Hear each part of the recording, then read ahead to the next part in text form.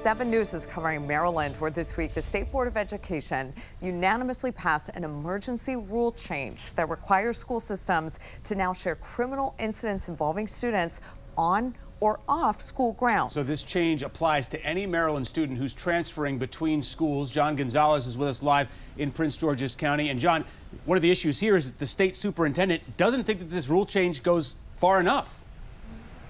That's absolutely right. And this emergency rule change, Adam, will now have a 180-day grace period, if you will, for lawmakers to be able to make changes before it becomes permanent. So now a local school superintendent must immediately inform other Maryland schools of this type of information if there is a direct student transfer. That type of communication previously was optional. Now, not only the school superintendent, but the school principal must also now be required to disclose the criminal investigation, the information of a former student, even if a charge is still pending. This decision comes in the wake of a 17-year-old student who was convicted of attempted murder in Anne Arundel County and was later arrested in Howard County for a separate murder while wearing an ankle monitoring device at school. Last week, police found a ghost gun in his backpack. Here in Prince George's County, School Superintendent Millard House recently addressed the arrest of 10 young people after nearly 4 dozen dangerous school threats were made on social media.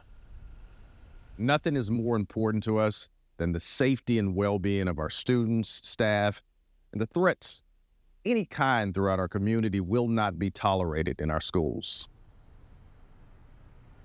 Bladensburg High School here where we are live, one of the schools that received those threats. Now, Carrie Wright, the state superintendent here in Maryland, would like the Board of Education to go one step further to include students with juvenile criminal records or allegations that are coming from a private school here in Maryland or coming from out of state.